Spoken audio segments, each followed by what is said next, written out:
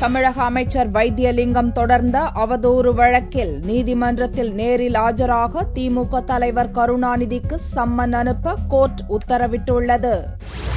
தமிழக வீட்டு வசதி மற்றும் ஊரக வளர்ச்சித்துறை அமைச்சராக இருப்பவர் வைத்தியலிங்கம். இவரது செயல்பாடு குறித்து வார இதழ் ஒன்றில் செய்தி வெளியானது. இந்த செய்தியை மேற்கோள் காட்டி திமுக தலைவர் கருணாநிதி தனது கட்சி பத்திரிகையில் விமர்சனம் செய்திருந்தார். இதையடுத்து அமைச்சர் வைத்தியலிங்கம் சார்பில் அரசு வக்கீல் சென்னை முதன்மை அமர்வு நீதிமன்றத்தில் அவதூறு வழக்கு தொடர்ந்தார். அதேபோல விஸ்வரூபம் திரைப்படம் தொடர்பாக முதல்வர் ஜெயலலிதாவை விமர்சித்து கருணாநிதி வெளியிட்ட அறிக்கை தொடர்பாக தமிழக அரசு சார்பில் அவதூறு வழக்கு தொடரப்பட்டது. இவ்வழக்குகள் சென்னை அமர்வு நீதிமன்ற நீதிபதி கலையரசன் முன்னிலையில் விசாரணைக்கு வந்தது. இவ்வழக்கில் வரும் ஏப்ரல் மாதம் 29ஆம் தேதி திமுக தலைவர் கருணாநிதி நேரில் ஆஜராகும்படி சம்மன் அனுப்பி உத்தரவிடப்பட்டுள்ளது. திமுக கட்சி பத்திரிகையான முரசொலியின் ஆசிரியர் செல்வத்திற்கும் சம்மன் அனுப்ப நீதிமன்றம் உத்தரவிட்டுள்ளது. திமுக தலைவர் கருணாநிதி மீது இதுவரை 12 அவதூறு வழக்குகள் தாக்கல் செய்யப்பட்டிருப்பது குறிப்பிடத்தக்கது.